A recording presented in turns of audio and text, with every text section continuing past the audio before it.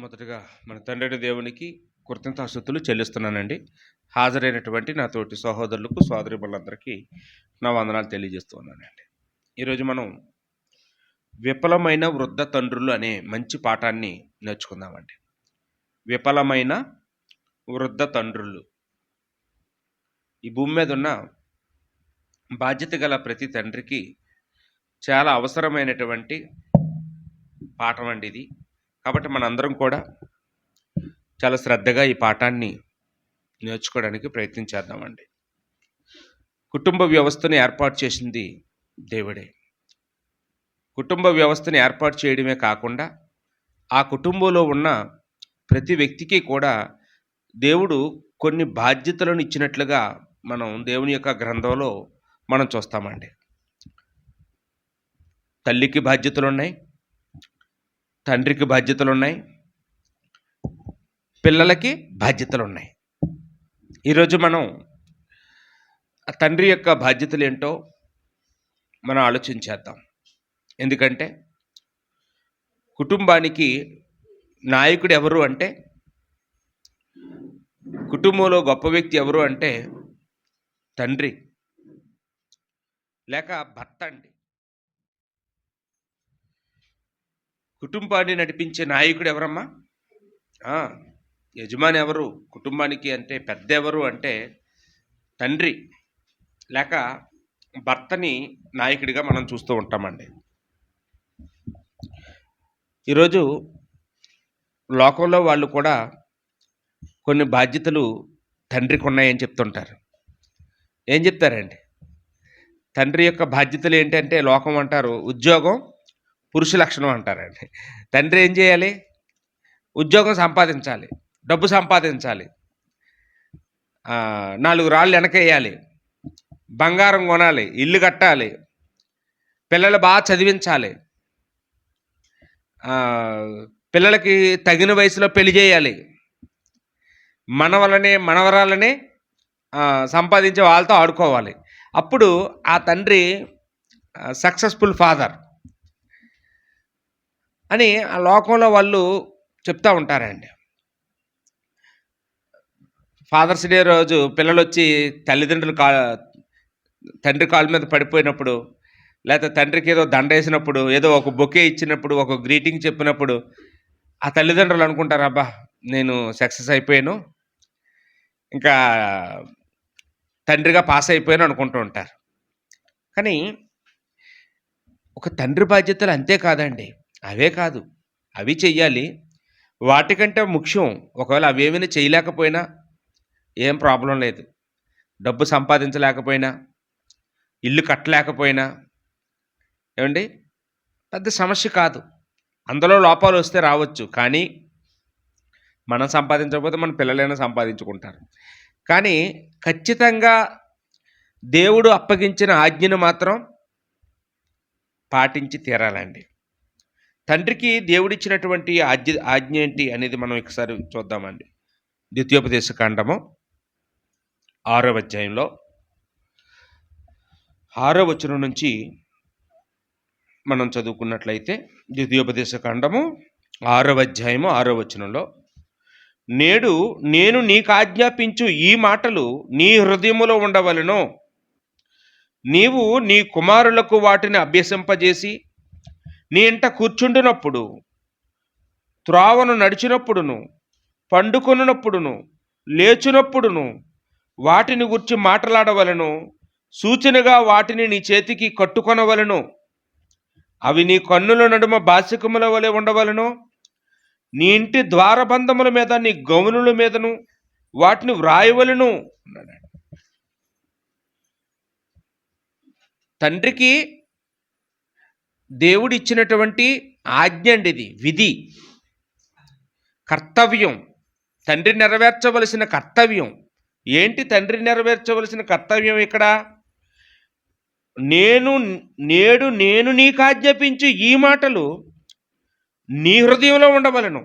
అంటే నువ్వు పాటించాలి, మొట్టమొదటగా నువ్వు గైకొనాలి, నువ్వు అనుసరించాలి. అంత అక్కడితో అయిపోలేదు, నీవు నీ కుమారులకు వాటిని అభ్యసింప చేయాలి. నువ్వు పాటించాలి దేవుని ఆజ్ఞలు, నీ కుమారులకు వాటిని అభ్యసింపజేయాలి. అంటే కుమారులకి చెప్తే అయిపోద్దా? ఒకసారి చెప్తే అయిపోద్దా అండి? పిల్లలు ఒకసారి చెప్తే ఏదైనా చేసేస్తారా? అస్సలు చేయరు. కాబట్టి ఎంత పని పెట్టాడంటే దేవుడు తండ్రికి, నీ ఇంట కూర్చున్నప్పుడు, త్రోవను నడిచినప్పుడు, పండుకున్నప్పుడు, లేచినప్పుడు వాటిని గురించి మాట్లాడవలను. కూర్చున్నప్పుడు, పడుకున్నప్పుడు, లేచినప్పుడు, నడిచినప్పుడు, అంటే ఇంకా మనిషి చేసే 4 పనులే కదండి. పడుకునేటప్పుడు ఏం చెప్తాం? పడుకునేటప్పుడు ఏదో కథలు చెప్తాం. కొందరు దెయ్యాల కథలు చెప్తుంటారు. ఏమండి? మంచి తండ్రి ఏం చెప్తాడండి? బైబిల్లో ఉండే కథలు చెప్పాలి, లేకపోతే బైబిల్లో ఉండే స్టోరీలు చెప్పాలి, బైబిల్లో ఉండే నీతిమంతుల గురించి వాళ్ళకి చెప్పాలి, లేకపోతే బైబిల్లో ఎవరైనా పతనమైపోతే వాళ్ళ గురించి చెప్పాలి హెచ్చరికగా. అలా ప్రతి తండ్రి తన పిల్లలకి దేవుని వాక్యాన్ని ఎక్కించాలండి. మరి నడిచినప్పుడు ఎలా చెప్తాం? నడిచినప్పుడు ఏం చెప్తామండి? అంటే మనం ఎక్కడో నడిచి వెళ్తున్నాం, ఏదో బీచ్ దగ్గరికి వెళ్ళాం, నడిచి వెళ్తుంటే అక్కడ కూడా చేపలు కనపడతాయి, సముద్రం కనపడుతుంది. ఆ చేపలు కనపడేటప్పుడు ఆ యోనా గురించి చెప్పేయాలండి. ఆ సముద్రం కనపడినప్పుడు ఆ యేసుక్రీస్తు వారు ఎలాగైతే సముద్రాన్ని నిమ్మలింపజేశారో అవి గుర్తు చేయాలి. అలాగనమాట. అంటే ఒక కూర్చున్నప్పుడే కాదు, ఉదయాన్నే లేచినప్పుడే కాదు, ప్రతి చోట ప్రతి సమయంలోనూ నీ పిల్లలకు కనపడేటట్లుగా నీ నీ నీ 2 కళ్ళు మధ్యన బాసికాలుగా కట్టుకో, నీ నొసట కట్టుకో అన్నాడు. అంటే మనం వాక్యాన్ని తెచ్చి ఇక్కడ ఇలా కట్టుకోమని కాదు అర్థం. నీ పిల్లలకి వాక్యాన్ని సన్నిహితంగా అందించు. ఏ ఏ విధంలో అందిస్తావో ఆ విధాలు అందించు. ఎంత సన్నిహితంగా ఉంచుతావో అంత సన్నిహితంగా ఉంచు. ఇప్పుడు ఈరోజు మనం దేవుడి వాక్యాన్ని ఎక్కువ పిల్లలకు అందించడానికి ప్రయత్నం చేస్తామా? లోక సంబంధమైన అందించడానికి చూస్తామా? మన ఇంట్లో పెద్ద టీవీ పెడతాం. పెద్ద టీవీ వల్ల మన పిల్లలు దేవుడి వాక్యానికి దూరం అవుతారా, వాక్యానికి దగ్గర అవుతారా? దూరం అవుతారు. మన ఇంట్లో మొబైల్ కొనేస్తాం పిల్లల్ని ఆడుకోమని. ఇప్పుడు పిల్లల్ని ఎవరో గిలకూపి ఆడించటం లేదండి. పిల్లలకి బొమ్మలు పెట్టేసి చిన్న రామచిలక బొమ్మలే పెట్టేసి ఆ సెల్ చేతికి ఇచ్చేస్తున్నారు. ఆ బంగిరే పిల్లలు అది వింటున్నారు. అప్పటి నుంచి వాళ్ళు ఎడిక్ట్ అయిపోతున్నారండి. అంటే మనం దేవుని వాక్యాన్ని సన్నిహితంగా ఉంచాలి. అది చేతకాక మనకి ఏది చేస్తున్నాడండి సాతాను మన చేత? చెడుని మనం బాల్యం నుండి మన పిల్లలకి ఎక్కిస్తూ ఉండడం ఇక్కడ మనం చూస్తూ ఉన్నామండి. కాబట్టి దేవుడు తండ్రికి బాధ్యతలు ఇచ్చినట్టుగా మనం చూస్తూ ఉన్నాం. ఏంటి బాధ్యత అంటే? ధర్మశాస్త్రాన్ని పిల్లలకి ఎక్కించాలి. అది కుమారుడికనే కాదు, కుమారుడికైనా కుమార్తెకైనా వాక్యాన్ని నేర్పించవలసిన బాధ్యత ఎవరిది అంటే తండ్రిది. పోషిస్తున్నాను కదా, పోషిస్తే సరిపోదు, పోషించే బాధ్యత నీదే, ఆ బిడ్డలకి వాక్యం నేర్పించే బాధ్యత నీదే. ఆ బాధ్యత తల్లికి ఇవ్వలేదండి దేవుడు. మనం కొత్త నిబంధనలో కూడా చూసినప్పుడు ఎఫెసీ పత్రికలో 6వ అధ్యాయము 4వ వచనాన్ని మనం చదివినప్పుడు, ఎఫెసీ పత్రిక 6వ అధ్యాయం 4వ వచనంలో, తండ్రులారా మీ పిల్లలకు కోపము రేపక ప్రభువు యొక్క శిక్షలోను బోధలోను వారిని పెంచుడి అన్నాడండి. ఇక్కడ కూడా ఎవరికి చెప్తున్నాడండి? పిల్లల్ని పెంచే బాధ్యత ఎవరిదమ్మా? పాలిచ్చే బాధ్యత అమ్మదే. కానీ దేవుని యొక్క వాక్యంలో పెంచే బాధ్యత తండ్రిదండి, యజమానిది. పిల్లలకు కోపము రేపక అన్నాడండి. ఇదేంటండి? పిల్లలకు కోపం ఎందుకు వస్తుంది? పిల్లలు కోపడుతున్నారా ఈరోజు? ఏమండి? ఇప్పుడు మనం పాలిచ్చే బిడ్డలు, పాలు తాగే పిల్లలు తల్లి మీద కోపడతారా? ఎవరు కోపడతారండి? అందుకే ఏదో అంటారు, అడ్డాళ్ళాడు బిడ్డలు కానీ గడ్డాళ్ళాడు కాదని. ఏమండి? అంటే పిల్లలు మన అడ్డాల్లో వేసుకునేటప్పుడు మన మాట వింటారు, గడ్డాలు వచ్చాక వింటారా? వినరు. అడ్డాల్లో ఉన్నప్పుడు చెప్పవలసిన మాటలు గడ్డాలు వచ్చినప్పుడు చెప్తే ఏం చేస్తారండి? కోపపడకపోతే ఏం చేస్తారండి? తిరగబడతారు. అదే చెప్తున్నాడండి పౌలు గారు ఇక్కడ. నీ పిల్లలకు కోపం రేపక అంటే పిల్లలు కోపపడలేని వయసులో నువ్వు చెప్తే వింటారు. అది అలవాటయిపోద్ది ఆళ్ళకి. అప్పుడు చెప్పడం మానేసి, వాళ్ళు పెద్దోళ్ళయిపోయిన తర్వాత, మనంత అయిపోయిన తర్వాత, మనల్ని మించిపోయిన తర్వాత, వాళ్ళే డబ్బులు సంపాదించుకున్న స్థాయికొచ్చిన తర్వాత, అప్పుడు మనం వాళ్ళకేదో చెప్దామంటే, ఆ రోజున మనం పైసాకి పనికిరామనమాట. అప్పుడు ఆయనేమో మంచి లెవెల్‌లోకొచ్చేస్తాడు. అప్పుడు నీ మాట వినవలసిన అవసరం లేదు ఆళ్ళకి. నువ్వు నువ్వు లేకపోతే దిక్కు లేదన్న వయసులోనే నువ్వు చెప్తే వింటాడు. ఏవండీ? మా నాన్న లేకపోతే నాకు చదువు అయిపోద్ది. మా నాన్న మాట వినకపోతే నాకు భోజనం దొరకదు. మా నాన్న మాట వినకపోతే నన్ను ఇంట్లో ఉండనివ్వరు. అన్న వయసులోనే మనం చెప్పాలి గానీ, మన అవసరం తీరిపోయిన తర్వాత, వాళ్ళ అవసరం మనకొచ్చినప్పుడు, అప్పుడు మనం దేవుడి గురించి చెప్పడం మొదలుపెడితే వింటారా అండి? అస్సలు వినరు. తిరగబడతారు. కోపమొస్తది. కొంతమంది కొడతారు గూడాను. కారణం ఏంటంటే, ఏ వయసులో చెప్పవలసింది ఆ వయసులో చెప్పకపోవడం అండి. అందుకని మనకి సొలొమోను గారు జ్ఞానవంతుడండి. ఆయన రాసిన ఒక సామెతల గ్రంథంలో 22 అధ్యాయం 6వ వచనంలో ఆయన చెప్పిన మాట చూడండి. బాలుడు నడవవలసిన త్రోవను బాల్యంలో వాడికి నేర్పండి అన్నాడండి. పెద్దవాడైనప్పుడు తొలగిపోకుండా ఉంటాడు. బాలుడు నడవవలసిన త్రోవ పెద్దవాడైనప్పుడు నేర్పితే అవ్వదు. బాలుడిగా ఉన్నప్పుడే నేర్పు. మనకి మన యూట్యూబ్ ఛానల్‌లో ఓ పాట ఉంటది. భక్తికి బాల్యమే పునాది అని. అప్పుడే పునాది. పెద్దయ్యాక గాదు. పెద్దయ్యాక చేస్తే ఆహ్, సక్సెస్ అవ్వదు. ఇంకా కోపమొస్తది మన మీద. ఏవండీ? పిల్లలకి కోపం రావడానికి మరొక కారణం కూడా ఉందండి. ఏంటి మరొక కారణం అంటే, పిల్లలు చిన్నోళ్ళే. కానీ వాళ్ళకి కోపమొస్తుంది మనం ఏదైనా చెప్తే. ఎప్పుడు కోపమొస్తదో తెలుసా అండి? చాలామంది ఏం చేస్తారంటే, భార్య మీద కోపాన్ని పిల్లల మీద చూపిస్తుంటారు. అత్తగారి మీద కోపమో, మామగారి మీద కోపమో పిల్లల మీద చూపిస్తుంటారు కదండీ! వాళ్ళనేం అనలేక, వాళ్ళని తిట్టలేక ఈడిని తిడతారు. వాళ్ళని కొట్టలేక ఈళ్ళని కొడతారు. అప్పుడు ఈళ్ళకి ఎలా ఉంటదండి? ఈ పసి హృదయాలు ఎలా ఉంటాయండి? ఏంటి అకారణంగా దూషిస్తారేంటి నన్ను? నేను ఏ తప్పు చేయకుండా నన్ను కొడతాడేంటి మా నాన్న? నేను ఏ తప్పు చేయకుండా మా అమ్మ నన్ను తిడతదేంటి అని అంటే నేనంటే ఇష్టం లేదు గల వాళ్ళకి. నన్ను ఒకలా చూస్తున్నారు, మా అన్నయ్యని ఒకలా చూస్తున్నారు అని ఆ పసి హృదయాల్లో ఏం ఏర్పడతదండి? మన మీద అసహ్యం ఏర్పడతది. ఇంక మనం ఏం చెప్పినా వినాలనుకోడండి. ఇంక హృదయం కఠినం చేసేసుకుంటాడు. కఠినం చేసేసుకొని తండ్రిగా మనం ఏది చెప్పినా వెంటనే ఏం చేస్తాడంటే మన మీద తిరుగుబాటు చేయడం అనేది మనం చూస్తూ ఉంటాం. కాబట్టి మొదటగా మనం బాల్యంలోనే చెప్పాలి. పెద్దవాడైనప్పుడు చెప్పడానికి ఆగకూడదు. ఇంకా పెద్దోడు అవ్వాలండి. ఇంకా నేర్చుకుంటాడులెండి. ఇంకా పెద్దోడు అవ్వడు. ఇంకా చిన్నోడు తల్లి సాయం చేస్తుంటది పక్కనుండి. ఇంకా చిన్నోడు పెద్దోడయిన తర్వాత చేస్తాడులెండి అంటాడు. ఇంకేం చేస్తాడు పెద్దోడయిన తర్వాత? చిన్నప్పుడే మన సామెత ఒకటుంటది లోక సామెత. "మొక్కై వంగనిది మానేం రొంగున" అని. మీరేదైనా ఒక మానుని వంచి చూడండి వంగుతదేమో.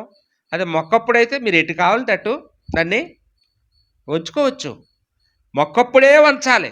అది బైబిల్ చెప్తున్న విషయం అండి. బాలుడుగా ఉన్నప్పుడే నేర్పాలి. పెద్దవాడైనప్పుడు నేర్పితే కోపమొస్తది. రెండోది బాలుడుగా ఉన్నప్పుడు కూడా అకారణంగా, అన్యాయంగా ఏవండీ? ఎవరి మీదో ఉన్న కోపాన్ని వాళ్ళ మీద పిల్లల మీద చూపించకూడదు. వాళ్ళు తప్పు చేసినప్పుడు తల్లిదండ్రులు గద్దించకపోతే ఎవరు గద్దిస్తారండి? తండ్రి గద్దింపని కుమారుడెవడు అన్నాడు. తండ్రి గద్దించాలి. తప్పేం కాదు. కానీ దానికంటే ముందుగా వాళ్ళు చేసిన తప్పుని వాళ్ళకి అర్థమయ్యేలా చెప్పాలండి.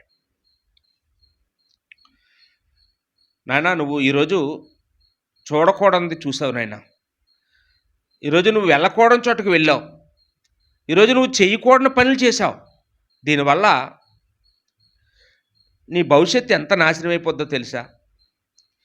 దీనివల్ల దేవుడి నామానికి ఎంత అవమానం కలుగుతుందో తెలుసా? దీనివల్ల మన కుటుంబానికి ఎంత చెడ్డ పేరు వస్తుందో తెలుసా అని ఆ పిల్లలకు అర్థమయ్యే రీతిలో కన్నీళ్ళు పెట్టుకొనైనా మనం మన మనం ఎంత బాధపడుతున్నామో మనం చూసిన అనుభవాలు వాళ్ళకి చెప్పాలి. అప్పుడు వినడు కదా, అప్పుడు ఏం చేయాలండి? వాడికి ఒక ఛాన్స్ ఇచ్చాం, అయినా వినలేదు. అప్పుడు ఖచ్చితంగా బెత్తము వాడాలి. బెత్తము వాడని తండ్రి కుమారుడికి విరోధి, కొడుక్కి శత్రువు అయిపోతాడట. పిల్లలకి ఎందుకు కోపం వస్తుందండి? ఆ బెత్తం మనం అతిగారాపం చేయడం వల్ల కూడా ఏమైపోతారండి పిల్లలు? మనకి ఏమైపోతారు? శత్రువులు. ఇప్పుడు మనం అతిగారాపం చేస్తాం, ఆడు పెద్దవాడు అయిన తర్వాత నువ్వు ఎప్పుడో నీకు బాగా నష్టం కలిగజేసిన తర్వాత అప్పుడు చెప్పడానికి మొదలు పెడతాం. ఆ రోజు మన మీదకి వాడు తిరుగుబాటు చేసే ప్రమాదం ఉంది. కాబట్టి బైబిలు మనకి తెలియజేస్తూ ఉందండి.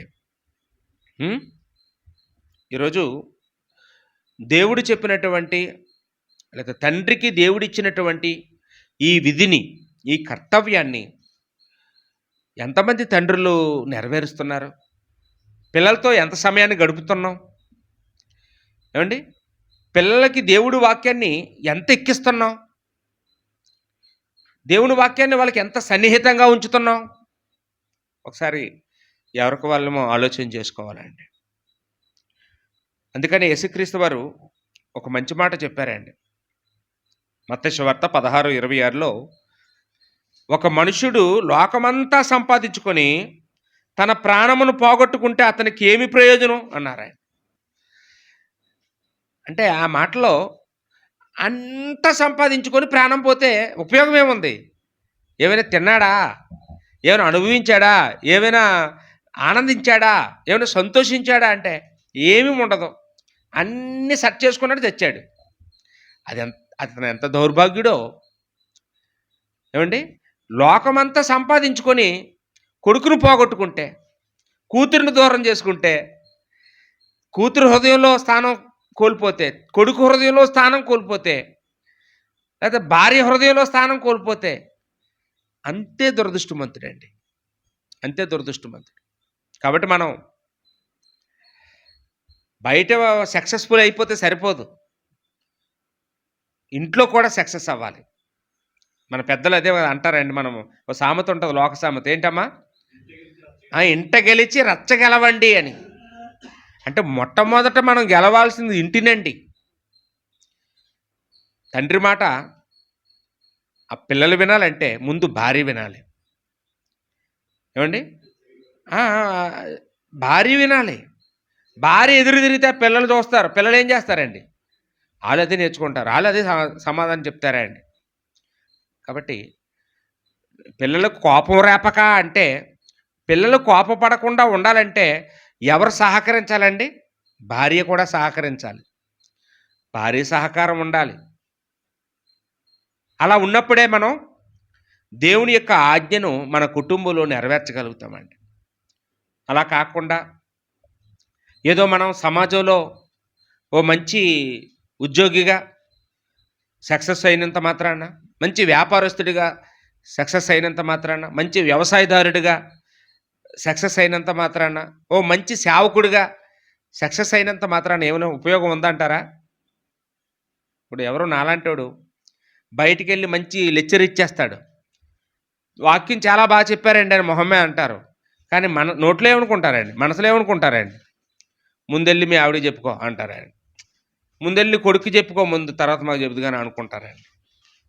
కొందరైతే మొహం మీద అంటే అనొచ్చు అండి. ఒకవేళ ఎవరో మనల్ని అనకపోవచ్చండి, ఎవరో మనల్ని మొహమే అనకపోవచ్చు, కానీ మనం జీవించకుండా, మన కుటుంబంలో పాటించకుండా ఇతరులకు బోధిస్తే ఆ మాటలు వారి హృదయాలు ఫలిస్తాయా? ఏంటమ్మా? ఫలిస్తాయా? ఫలించవండి. అవి పొడి మాటలు అయిపోతాయి, జీవితం లేని బోధ అయిపోద్ది. మన మాటలు ఎవరు అంగీకరించరు, సాతాను అంగీకరించడం కూడా. ఎందుకంటే లైఫ్ లేదు. లైఫ్ లేనప్పుడు ఆ మాటలు సాతానుడు వచ్చి ఎత్తుకుని పోతాడండి. కాబట్టి మనం దేవుని యొక్క వాక్యాన్ని అవమానకరంగా మనము చేసిన వాళ్ళం అవుతామండి. అందుకని పౌలు గారు తిమోతికి ఉత్తరం రాస్తూ మొదటి తిమోతి పత్రిక 5:8 ఓ మంచి మాటను పౌలు గారు చెప్పారండి. ఎవడైనను, చూడండి మర్యాద లేదు, ఎవరైనను అనలేదు, ఎవడైనను అన్నాడు. ఎవడు ఎవడైనను స్వకీయులను విశేషంగా తన ఇంటి వారిని సంరక్షింపకపోయిన ఎడల వాడు విశ్వాస త్యాగము చేసిన వాడు అన్నాడు. చూసారండి, బైబిల్లో ఈ వాడనే పదం సాతానికి వాడబడింది, ఇస్కరియోతు యోధాకు వాడబడింది. ఈ వాడనే పదం చాలా అవమానకరమైనటువంటి పదం అండి. ఎవరిని ఎంత అవమానకరంగా సమాజం చూస్తుంది, లేకపోతే దేవుడు చూస్తాడు అని మనం చూసినట్లయితే,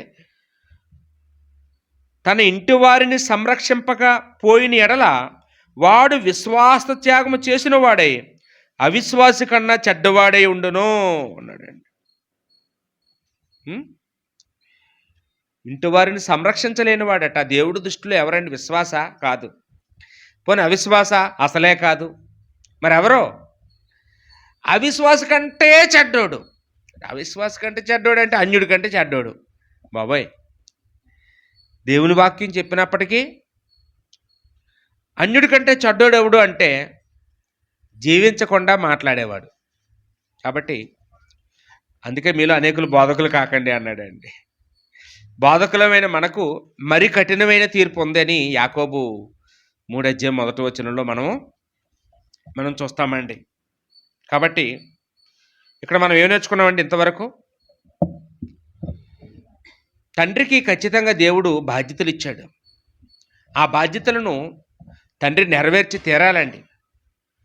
ఈ లోకంలో బిజీలో పడిపోయి, వ్యాపారంలో పడిపోయి, ఉద్యోగంలో పడిపోయి, సంపాదనలో పడిపోయి, చివరికి దేవుని సేవలో పడిపోయినా సరే కానీ ఎవరిని నిర్లక్ష్యం చేయకూడదు? పిల్లలను నిర్లక్ష్యం చేయకూడదండి. అలా నిర్లక్ష్యం చేస్తే ఏమి నష్టపోతామో, ఎంత నష్టపోతామో ఈరోజు ఓ ముగ్గురు వృద్ధ తండ్రులను మనం గురించి ఆలోచించేద్దామండి. మన పాఠం పేరు ఏంటమ్మా? విఫలమైన వృద్ధ తండ్రులు. ఓ ముగ్గురు వృద్ధ తండ్రులు అలా బిజీ అయిపోయి, వాళ్ళు అన్నిటిలో సక్సెస్ఫుల్ అయిన వాళ్ళే, మళ్ళా అన్నిటిలో వాళ్ళు విజయవంతమైన వాళ్ళే, ఒక్క పిల్లలు పెంచే విషయంలో తప్ప. అంటే పిల్లలు పెంచడం అంత కష్టమా అంటే నిజంగా ఈ భూమి మీద అతి కష్టమైనది ఏదైనా ఉందంటే మనిషి ఈరోజు పందుల పెంపకంలో విజయం సాధిస్తున్నాడండి, మేకల పెంపకంలో కూడా విజయం సాధిస్తున్నారు, కుక్కల పెంపకంలో కూడా విజయం సాధిస్తున్నారు, కోళ్ళు పెంపకంలో కూడా సక్సెస్ అవుతున్నారు. మీరు చూడండి, చేపల పెంపకం, రొయ్యల పెంపకం. అంటే ఈ లోకంలో ఓ మనిషి ఏ జీవరాశినైనా సక్సెస్ఫుల్గా పెంచగలుగుతున్నాడు ఏమండి, అనుకున్న లాభాన్ని సాధించగలుగుతున్నాడు, అనుకున్నట్టుగా పొందగలుగుతున్నాడు, ఒక్క పిల్లల పెంచే విషయంలో తప్ప. ఏమండి, అవునా కదా? నిజంగానండి. కాబట్టి యేసుక్రీస్తు వారు ఒక మాట అన్నారండి లోకాసు వార్తలో 23:29 యేసుక్రీస్తు ఏమన్నారు తెలుసా అండి? ఒక భయంకరమైన మాట వాడాడు. కనన గర్భమే ధన్యం అన్నాడండి. కనిన గర్భం అనలేదు, గుడ్రాలే ధన్యురాలు అన్నాడు. గుడ్రాలు ఎందుకు ధన్యురాలు? ఆయన లెక్క అడగడ దేవుడు ఆవిడ్ని. ఆవిడికి ఏ యాత్ర ఉండదు, ఆ సిస్టర్ గారు అన్నట్టు ఏ యాత్ర ఉండదండి. దేవుడు తీర్పుదేనన్నా ఎవరిని లెక్క అడుగుతాడండి? తల్లినే. ఈ చచ్చే వరకు ఎవరికి యాతన? పిల్లలున్న తల్లిదండ్రులకే. పిల్లలు లేని వాళ్ళకి ఆ యాతన ఉండదా అండి? ఆ యాతన ఉండదు. నిజంగానే ఉన్నంతకాలం మనశ్శాంతిగా ఉంటారు. పిల్లలు ఉన్నవాళ్ళు, నా పిల్లలు ఏమైపోతారో, ఎటు నుంచి చెడ్డ పేరు తెస్తారో, ఏ అవమానం మూటగట్టుకోవాల్సి వస్తుందో, ఏ నిందలు మూటగట్టుకోవాల్సి వస్తుందో, బయటికి వెళ్ళి వాళ్ళు ఇంటికి వచ్చే వరకు టెన్షన్ టెన్షన్ టెన్షన్ టెన్షన్. పిల్లకేదో పెళ్లి చేశారంటే ఆ పిల్లలు పుట్టే వరకు కూడా వాళ్ళు సెటిల్ అయ్యే వరకు టెన్షన్ టెన్షన్ టెన్షన్ టెన్షన్. దినదినము గండంలాగా ఈరోజు తయారై ఉన్నారండి. కాబట్టి నిజంగానే పిల్లలు పెంచడం చాలా కష్టం, చాలా కష్టం అండి. అందువల్లే దేవుని దృష్టికి గొప్పవారైన వారు సైతం పిల్లల పెంచే విషయంలో ఫెయిల్ అయిపోయారని బైబిల్ చెప్తుందండి. అలా ఎవరైతే ఫెయిల్ అయిపోయారో వాళ్ళ గురించి ఈరోజు మనం ఒక ముగ్గురు గురించి మనం ఆలోచించేద్దాం సమయాన్ని బట్టి. ముందుగా సమూయేలు రాసిన మొదటి గ్రంథం 2వ అధ్యాయము 12వ వచనం నుంచి మనం చూసినట్లయితే, సమూయేలు రాసిన మొదటి గ్రంథం 2వ అధ్యాయం 12వ వచనంలో, ఏలీ కుమారులు యెహోవాను ఎరగని వారై మిక్కిలి దుర్మార్గులై ఉండిరి అన్నాడండి. ఏలీ కుమారులు అన్నాడు. ఏలీ ఎవరు? ఏలీ అంటే ప్రధాన యాజకుడు అండి. ప్రధాన యాజకుడు అనే మాట అది చిన్న హోదా కాదండి. ఇశ్రాయేలీయులు జనాంగంలో ఎవరైనా గొప్ప వ్యక్తి ఉన్నాడు అంటే, పెద్ద వ్యక్తి ఉన్నాడు, అగ్రస్థానం, సుపీరియర్ ఎవరైనా ఉన్నారంటే అతను ఎవరంటే ప్రధాన యాజకుడు అండి. అందరూ అతనికి భయపడవలసిందే. అందరూ అతను చెప్పినట్లుగా రాజు మొదలుకొని ఎవరైనా ఆ ప్రధాన యాజకుడిని, ఇంకా దేవుడు తర్వాత స్థానం అండి ప్రధాన యాజకుడు అంటే. ఆ గొప్ప స్థానం అందరికీ రాదు. లేవీలైనంత మాత్రాన అందరూ యాజకులు కాలేరు. యాజకులైనంత మాత్రాన అందరూ ప్రధాన యాజకులు కాలేరండి. అది దేవుడు కొంతమందికే ఇచ్చిన గొప్ప వరం అండి, గొప్ప దీవెన. అలాంటి గొప్ప స్థానాన్ని దేవుడు ఏలీ గారికి ఇచ్చాడండి. ఏలీ యాజకుడిగా సక్సెస్ఫుల్గా పనిచేశాడండి. ఆయన ఎప్పుడు దేవుడు పని విషయంలో ఎక్కడ రవ్వంత తప్పు చేయలేదండి. దేవుడు పనిని అప్పగించినట్లుగా చేశాడు. దేవుడి విషయంలో పాస్ అయిపోయాడండి. కానీ పిల్లల విషయంలోకి వచ్చేటప్పటికి ఫెయిల్ అయిపోయాడండి. ఏలీ కుమారులు యెహోవాను ఎరగని వారై మిక్కిలి దుర్మార్గులు అన్నాడండి. దుర్మార్గులు అనే మాట అంటే బాగున్నాం, మిక్కిలి దుర్మార్గులు అన్నాడంటే అది చాలా బాధాకరమైనటువంటి విషయం అండి. ఏలీ కుమారులకి యెహోవా గురించి తెలీదా ఏమండి? చిన్నప్పటి నుంచి ఎక్కడ పెరిగారు వాళ్ళు అంటే, వాళ్ళు ప్రధాన యాజకుడి పిల్లలు కాబట్టి వాళ్ళు పుట్టిన దగ్గర నుండి తన తండ్రి దైవ కార్యాలు చేయడం చూశారు. అందరికీ దేవుడి మాటలు వివరించడం చూశారు. ఆయన ఎప్పుడు దేవుడి పనిలో బిజీగా ఉండడం చూశారండి. ఆయన నీతిగా బతకడం చూశారు, న్యాయంగా బతకడం చూశారు. కానీ వీళ్ళంట ఏమైపోయారండి చివరికి? వాళ్ళు అలా అయిపోవడానికి కారణం ఏంటి? వాళ్ళు కారకుడు ఎవరు అంటే తండ్రే. తండ్రినే మనం చూడగలమండి. కారణం ఏంటంటే ఆయన దేవుడి పని మీద పెట్టిన శ్రద్ధ ఎవరి మీద పెట్టలేకపోయాడండి? పిల్లల మీద పెట్టలేకపోయాడండి. పిల్లల మీద పెట్టలేకపోయాడు. లేకపోతే నా పిల్లలు ఇంకా పెద్దోళ్ళు అవ్వలేదు అనుకునేవాడు ఎవరు రోజును. పెద్దోళ్ళు అయ్యాక చెప్దాము ఇంకా చంటోళ్ళు అని గారాబం చేశాడేమో. దేవుడే అతనికి ఆ మాట అన్నాడండి. మొదటి సమూయేలు 2:29లో, నీవు నాకంటే నీ పిల్లలను గొప్ప చేసితివి అన్నాడు. ఏలీ ఏం చేశాడంటమ్మా? దేవుడి కంటే పిల్లలు గొప్ప చేశాడంట. అని మనం ఎప్పుడేం చేస్తామా? పిల్లలు గొప్ప చెయ్యమా? ఏంటండి మనం రోజు చేసేది అదే. దేవుడు తర్వాత స్థానమే పిల్లలకి ఇవ్వాలండి. పిల్లలకి మొదటి స్థానం ఇవ్వకూడదు. పిల్లలు బాధపడినా పర్వాలేదు, పిల్లలు ఏడ్చినా పర్వాలేదు, పిల్లలు గాయపడినా పర్వాలేదు, దేవుడు బాధపడకూడదు అనుకోవాలి. కానీ ఏలీ నా పిల్లలు బాధపడకూడదు, వాళ్ళే మారుతారు, వాళ్ళే నేర్చుకుంటారు, వాళ్ళే బాగుపడతారు ఎప్పుడు అనుకుని పిల్లల్ని ఏం చేశాడండి? పట్టించుకోవడం మానేశాడండి. పిల్లలకి దేవుడి వాక్యాన్ని చెప్పడం మానేశాడండి. పిల్లల్ని ప్రభు యొక్క బోధలో శిక్షలో పెంచడం మానేశాడండి. వాళ్ళే పెరుగుతారు, నన్ను చూస్తున్నారు కదా అనుకున్నాడు. ఏమన్నా చూస్తే పెరిగేస్తారా? నువ్వు చెప్పాలి. నువ్వు లేచినప్పుడు, నువ్వు కూర్చున్నప్పుడు, నువ్వు పండుకున్నప్పుడు, నువ్వు లేచి నడిచినప్పుడు నువ్వు అభ్యసింప చేయాలి అని తండ్రికి దేవుడు ఆజ్ఞాపిస్తే ఈయన ఏం చేశాడండి? వాళ్ళే నేర్చుకుంటారు అనుకున్నాడండి. ఎప్పుడైతే యుక్త వయసులోకి వచ్చారో వాళ్ళిద్దరికి ఉద్యోగాలు కూడా వేసేసాడు. ఎందులో? దేవుడి మందిరంలో. వీళ్ళిద్దరు యాజకులు, మీ ఇద్దరికి ఇంత జీతం ఇస్తాను, మీరు సేవ చేయండి అన్నాడు అనమాట. ఏమయ్యారండి వాళ్ళు? వాళ్ళు సేవకులు అయిపోయారండి. వాళ్ళు సేవకులు అయిపోయారు. అమ్మా ఒకటండి, సేవకులు పిల్లలైనంత మాత్రాన సేవ చేసేయాలనే రూల్ లేదండి, అవసరం లేదండి. అది దేవుడు కోరుకోడు ఎప్పుడు కూడా. దేవుని పిల్లలందరూ దేవుడి సేవ చేసేయాలి, ఇది వారసత్వమా? అక్కర్లేదండి. కానీ దేవుని సేవకులుగా ఉండి మనం తాగుబోతులుగా ఉండకూడదు. దేవుని సేవకులు పిల్లలుగా ఉండి తిరుగుబోతులుగా ఉండకూడదు. అది చాలా దౌర్భాగ్య స్థితి అండి. సేవ చేయక్కర్లేదు, ఏ ఉద్యోగమో చేసుకుంటూ దేవుడి పనికి సపోర్ట్ చేయి, పర్వాలేదు.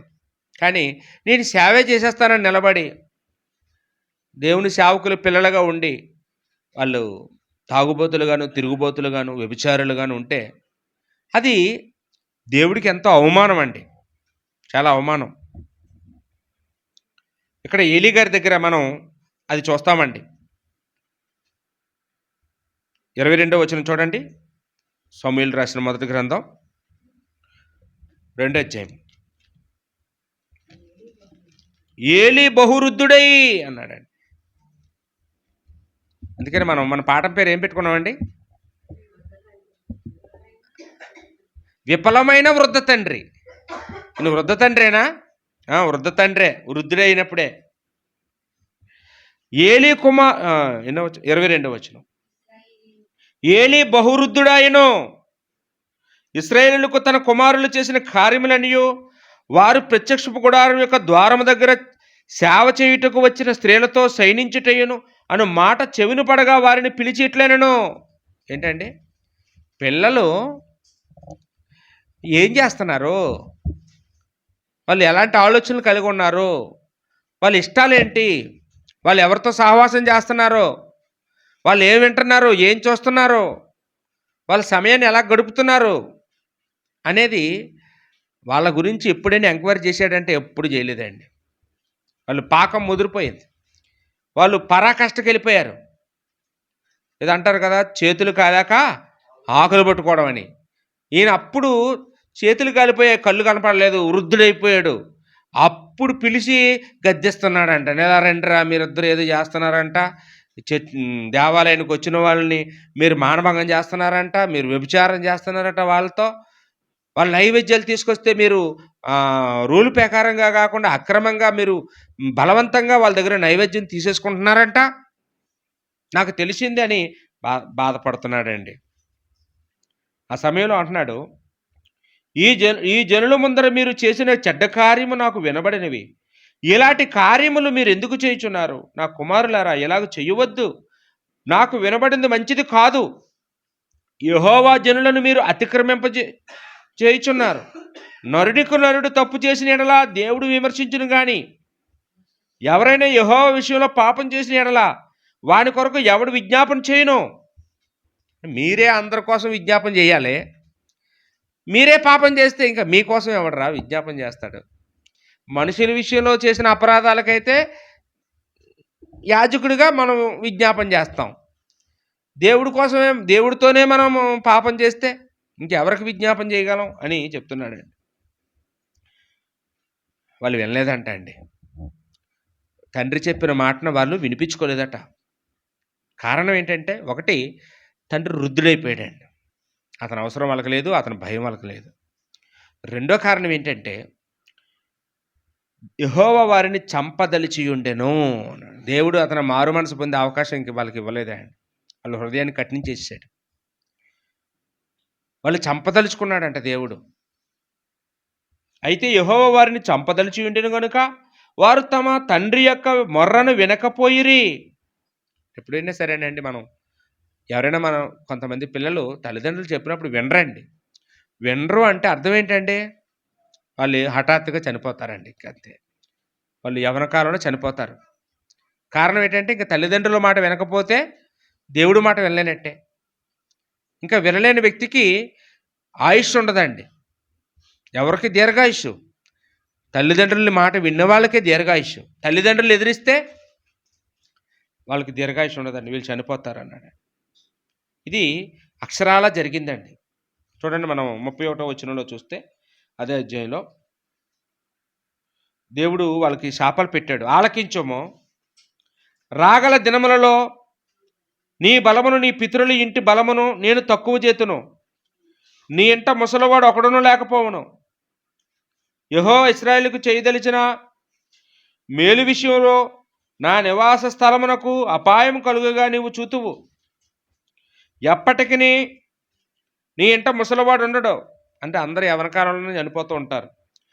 నా బలిపీఠం వద్ద నెవడు ఉండకుండా నేనందరినీ నశింపజేయక విడిచువాడును గనుక అది నీ కన్నులు క్షీణించుటకును నీవు దుఃఖము చేత క్షయమవుటకును సాధకమగును.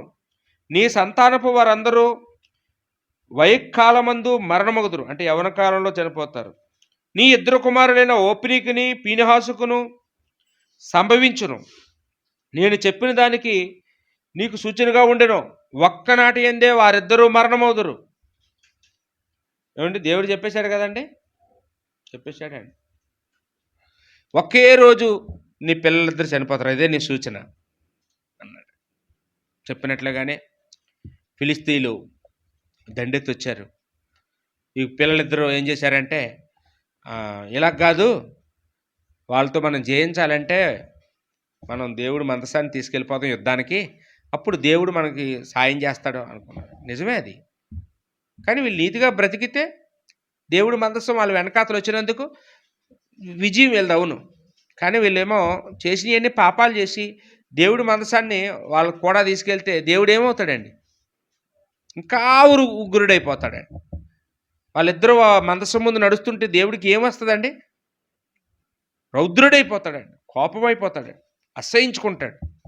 ఇప్పుడు దేవుడు ఏం చేశాడండి? ఇశ్రాయేలును ఓడిపోయేలా చేశాడు. ఆ ఫిలిస్తీన్లు ఇంకా జనాలు పెంచారంట. ఏంటి వాళ్ళు కేకలేస్తున్నారు, మనం ఇంకా జనాలు సైన్యం ఎక్కువ తీసుకెళ్దామని ఎక్కువ సైన్యాన్ని దించి యుద్ధం చేయడం మొదలుపెట్టారు. ఆ రోజు ఈ హోప్ని పీనహాసులు ఇద్దరు చనిపోయారు. మందసం పట్టుకెళ్ళిపోయారు. ఈ పీనహాసు భార్య గర్భవతిగా ఉంది. ఓ పక్క ఆమె ప్రసవ సమయం, ఆమె నొప్పులతో బాధపడుతుంది. ఇంతలో ఎవడో వచ్చి, ఏలీ గారు, నీ కొడుకులిద్దరు యుద్ధంలో చచ్చిపోయారండి, దేవుని మందసం ఫిలిస్తీన్లు పట్టుకుపోయారండి అని చెప్పేటప్పటికి, మందసం పట్టుకుపోయారని తెలియంగానే అతను వెనక్కపడి చనిపోయాడండి. ఏలీ చనిపోయాడు. ఓ పక్క భర్త చనిపోయాడు, మరిది చనిపోయాడు, ఓ పక్క మామగారు చనిపోయారు, ఓ పక్క ఆవిడ ప్రసవ సమయం, బిడ్డను కనేసి ఆవిడే చనిపోయిందండి. అలాంటి పరిస్థితి రావడానికి కారణం ఏంటండి? ఏలీ ఏమైనా పాపం చేశాడా? ఆయన వ్యక్తిగతంగా ఆయన చాలా వెల్ అండ్ గుడ్, మంచి బోధకుడు, లేకపోతే మంచి ప్రధాన యాజకుడు, మంచి దేవుని సేవకుడు, గొప్ప సేవకుడు అండి, దైవ భయం ఉన్న సేవకుడు. కానీ ఎక్కడ ఫెయిలియర్ అయిపోయాడండి ఏలీ? పిల్లల్ని పెంచే విషయంలో ఫెయిల్ అయిపోయాడండి. ఏమయ్యా ఏలీ, ఏమి ఇలాగైపోయావు అని అడిగితే ఏలీ గారు ఏం చెప్తారండి? నిర్లక్ష్యం చేశానండి, పిల్లలతో సమయం కేటాయించలేకపోయానండి, నేను నా వర్క్లో బిజీ అయిపోయానండి, నా దేవుడి సేవలో బిజీ అయిపోయానండి అంటాడండి. పర్వాలేదు, నా సేవలో బిజీ అయిపో, నీ పిల్లల్ని నిర్లక్ష్యం చేయి, నా సేవలో బిజీ అయిపో, నీ భార్యని నిర్లక్ష్యం చేయి అని దేవుడు ఎప్పుడేం చెప్పాడండి అతనికి? అంత అక్కర్లేదండి. పిల్లల్ని నిర్లక్ష్యం చేసినంత, భార్యను నిర్లక్ష్యం చేసినంత అంత భక్తి అక్కర్లేదు. దేవుడు ఎప్పుడు అలాంటి మూఢభక్తిని కోరుకోడండి అండి. మనం మన పిల్లలకి, మన కుటుంబానికి ఇవ్వవలసిన సమయాన్ని వాళ్ళకి కేటాయించి తీరాలండి.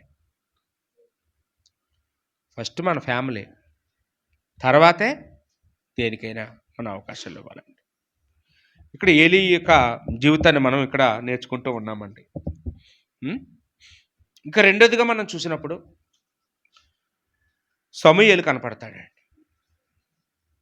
ఈ సమూయేలు గురించి మనం అతను గొప్ప గొప్ప వ్యక్తిత్వం మనం కనపడుతుందండి. ఆయన పుట్టికే ఒక అద్భుతం. హన్న దేవాలయంలోకి వెళ్ళి ప్రార్థన చేసి పొందుకుందండి బిడ్డని. ప్రార్థన వల్ల దేవుడు తనకి గర్భఫలాన్ని ఇచ్చాడండి. సామాన్యమైన విషయం కాదు. గుడ్రాలు, ఇంట్లో రోజు గొడవలు తన సవితితో. అలాంటి పరిస్థితుల్లో ఎవరైనా చచ్చిపోతారండి. కానీ ఆవిడ దేవుడి మీద ఆధారపడితే, దేవుడు సన్నిధికి వెళ్ళి మొరపెట్టుకుంటే దేవుడు ఇస్తాడనుకుంది. దేవాలయానికి వెళ్ళిందండి. దేవాలయానికి వెళ్ళి మొరపెట్టుకుని మేలు పొందిన వాళ్ళు ఎంతోమంది ఉన్నారు బైబిల్లో. ఏ సమస్యకైనా పరిష్కారం ఎక్కడండి? దేవాలయంలోనే దొరుకుతుందండి. దేవాలయంలోకి వస్తే మన సమస్యలన్నీ క్లియర్ అవుతాయి. మనం ఏం చేస్తామంటే ఎక్కడో ఇంకెక్కడెక్కడికో వెళ్తుంటాం. ఏమంటే పోములోడి దగ్గరకో, పంతుల దగ్గరకో, జ్యోతిష్యం చెప్పినోడి దగ్గరకో, సోదులు చెప్పిన వాళ్ళ దగ్గరకు వెళ్తుంటాం. ఎక్కడికి రావాలండి? దేవుని మందిరానికి వెళ్తే దేవుడి మందిరంలో దేవుడు మన సమస్యలన్నిటికీ పరిష్కారం ఇస్తాడండి. ఆవిడకి ఇచ్చాడు. ఆ బిడ్డని ఎలా పెంచిందంటే పాలు విడిచే లోపలే అన్నీ నేర్పించిందంట అండి. నిజంగా హన్న మాతృత్వానికి చిహ్నం అండి. బైబిల్లో ఉన్న ఎంతోమంది తల్లులు ఉన్నారు, కానీ ఆ తల్లులందరిలోనూ అగ్రస్థానం ఎవరిదంటే హన్నదే. అంటే వాళ్ళందరూ ఎన్నో సంవత్సరాలు పట్టింది పిల్లల్ని అలా పెంచడానికి, కానీ హన్న ఎప్పుడులో పెంచిందండి. పాలు విడిచే లోపల అంటే ఒక 5 సంవత్సరాల లోపలే పిల్లల్ని ఎలా పెంచాలో అలా పెంచేసిందండి. 5 సంవత్సరాల లోపల ఆమె వేసిన విత్తనం అతను వృద్ధుడయ్యే వరకు కూడా నిలబెట్టిందండి. అతను పాలు విడిచిన దగ్గర నుంచి ఎక్కడ పెరిగాడట? దేవాలయంలో. ఓ పక్క కళతో దేవుని కార్యాలు చేయడం, ఏలీ దేవుని కార్యాలు చేయడం చూస్తున్నాడు బాల్యం నుండి. మరో పక్క ఆ ఏలీ కుమారులు ఇద్దరు చేసిన బహు దుర్మార్గపు కార్యాలు చూస్తున్నాడు. కానీ అతన్ని ఎవరు ప్రభావం చేయగలిగారండి? ఏలీ ప్రభావితం చేయగలిగాడు. ఆ పిల్లలిద్దరూ ఇతన్ని ప్రభావితం చేయలేదండి. వాళ్ళు పిలిచి ఉంటారా? పిల్లలు పిలుస్తారే పిల్లరండి, రే ఈరోజు పదరాళ్ళు అక్కడికి వెళ్ళొద్దాం, ఇక్కడ చూసి వద్దాం, లేదు తిందాం, అలా చేద్దాం, ఇక్కడ పార్టీ ఉంది, ఇక్కడ తాగుదాం, ఇక్కడ ఎంజాయ్ చేద్దాం అని ఆ పిల్లలు ఎన్నోసార్లు తనకంటే పెద్దోళ్ళు కదండి వాళ్ళు ఎన్నోసార్లు ఇతన్ని రెచ్చగొట్టుంటారు. కానీ వాళ్ళు ఉచ్చులో పడిపోకుండా, వాళ్ళ ప్రభావం తన మీద పడకుండా తన యవ్వనకాలం అంతా కూడా కాపాడుకున్నాడండి. ఒక యోసేపులాగా కాపాడుకోగలిగాడు. అలాంటి స్థితిలో కాపాడుకోవడం అనేది చిన్న విషయం కాదండి. ఎందుకంటే అక్కడ ఎవరు శోధించేవాళ్ళు లేకపోతే నిలబడ్డాడంటే గొప్ప సంగతే. కానీ మహాభయంకరమైన శోధకులు ఉన్నారు అక్కడ. ఆ ఇంట్లో ఏదో గంజాయి వలంలో తులసి మొక్క అంటారు కదండి, ఆ గంజాయి వలంలో తులసి మొక్కలాగా, లేకపోతే తామరాకు మీద నీటి బొట్టులాగా పెరిగాడండి సమూయేలు. అందువల్ల దేవుడు అతను పెద్దవాడైన తర్వాత అతనికి ఒక పోస్ట్ ఇవ్వలేదండి, అతనికి 3 పోస్టులు ఇచ్చాడు. ఏంటమ్మా అతను చేసిన పోస్టులు ఏంటి? ఒకటి న్యాయాధిపతి. అతను చివరి న్యాయాధిపతి అండి ఇశ్రాయేలీయులకి. 15 మంది న్యాయాధిపతుల్లో 15వ న్యాయాధిపతిగా సమూయేలుని దేవుడు చేశాడు. తర్వాత అతనికి నెక్స్ట్ పోస్ట్ ఏంటంటే ప్రవక్త. అతను ప్రవక్తగా పనిచేశాడు. అంతే, అక్కడితో అయిపోలేదు. అతను ఒక ప్రధాన యాజకుడు. ఏమండి, ఏలీ తర్వాత ప్రధాన యాజకుడిగా దేవుడు సమూయేలుని వాడుకున్నాడండి. ఇంకా అక్కడితోనే ఆగిపోలేదండి. ఆయన చేత దేవుడు ఇశ్రాయేలుకి రాజ్యాంగాన్ని రాయించాడండి. రాజ్యాంగాన్ని రాయించాడు అంటే రాజులందరూ పరిపాలన చేయవలసిన గ్రంథాన్ని ఎవరు రాశారండి? సమూయేలు రాశాడండి. అంటే అంత గొప్ప వ్యక్తి, మంచి బోధకుడు, అంటే మంచి జీవితం, మంచి వ్యక్తిత్వం ఉన్న వ్యక్తి ఎవరైనా ఉన్నారంటే సమూయేలు. అతను చూస్తేనే భయపడేవారు అందరూ. అంత విజయవంతమైనటువంటి జీవితాన్ని జీవించాడండి. కానీ అతనికి కూడా 2 కొడుకులు ఉన్నారండి. ఈ బైబిల్లో 2 కొడుకులు అనే దగ్గర అలా చాలా భయం వేస్తుంటుంది. ఏమండి, మీరు ఇందాక చూసారే ఒక 2 కొడుకులు ఉన్న వృద్ధ తండ్రిని. ఇప్పుడు ఈయన వృద్ధ తండ్రి అయ్యాడండి. ఈయన గురించి మనం చూసినట్లయితే సమూయేలుకు రాసిన సమూయేలు రాసిన మొదటి గ్రంథంలోనే 8వ అధ్యాయంలో 1వ వచనం నుంచి చూద్దామండి.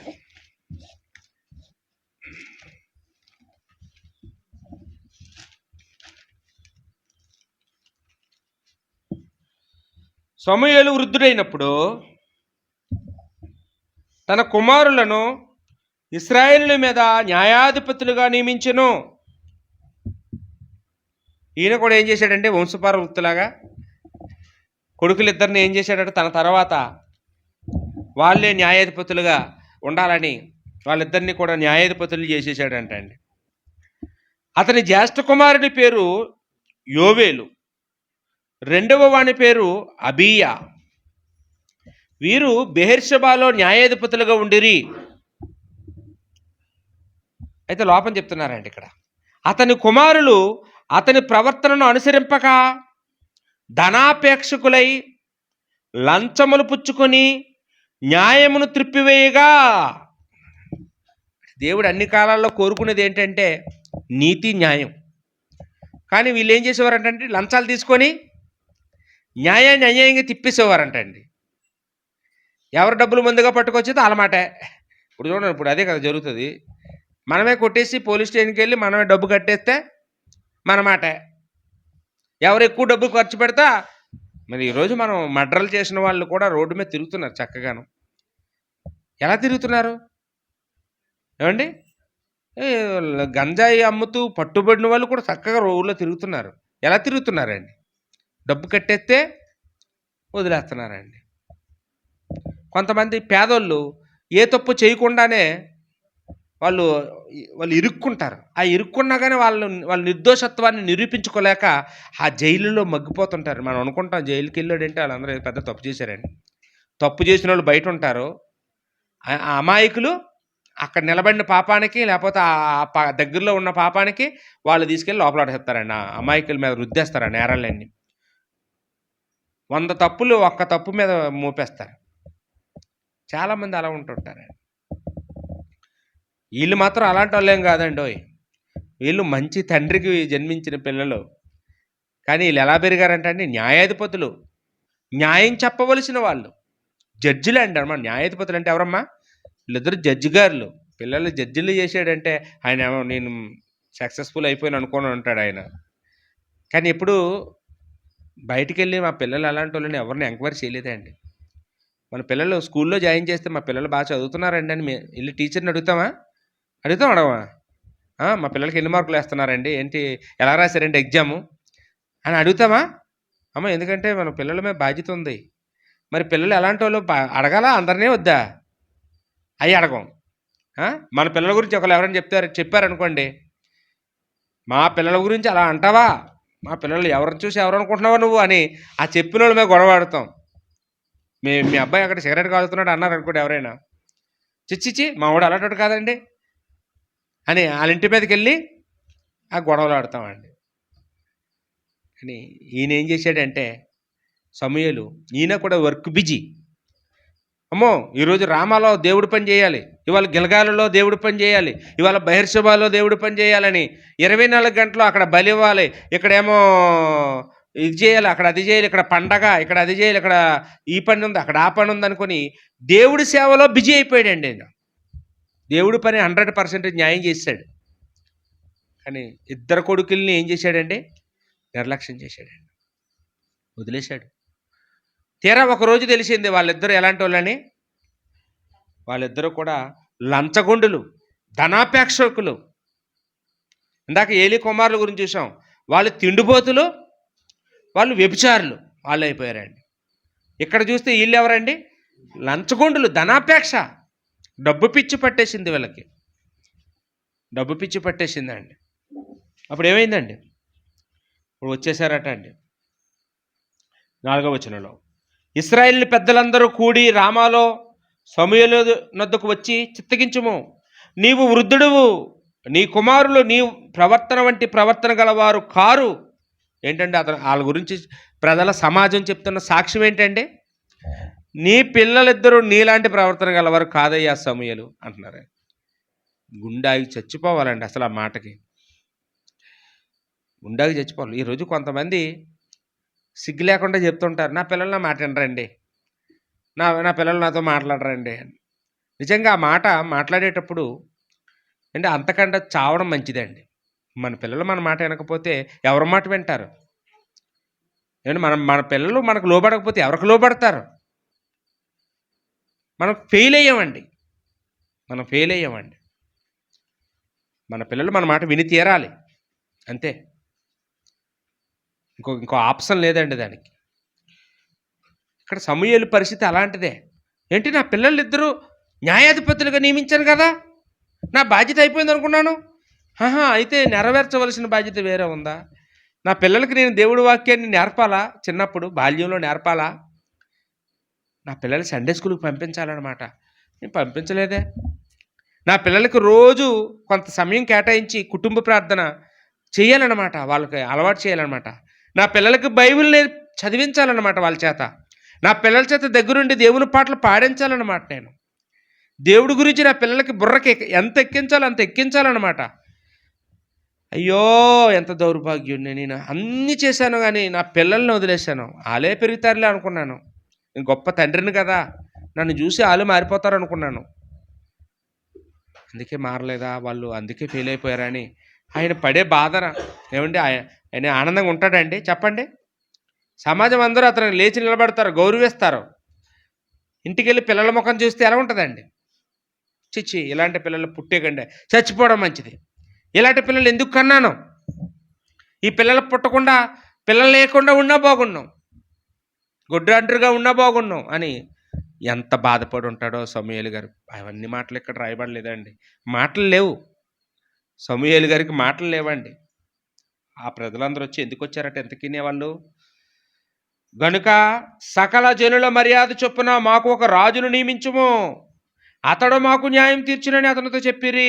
నీ కొడుకులొద్దు, నువ్వా ముసలవాడు అయిపోయావు, నీ కొడుకులా దుర్మార్గులైపోయారు, లంచగొండులైపోయారు. కాబట్టి అన్యజనులందరికీ రాజులు ఉన్నారు. సకల జనుల మర్యాద చొప్పున, లోక మర్యాద చొప్పున ఇశ్రాయేలైన మాకు కూడా మానవరాజును పెట్టు.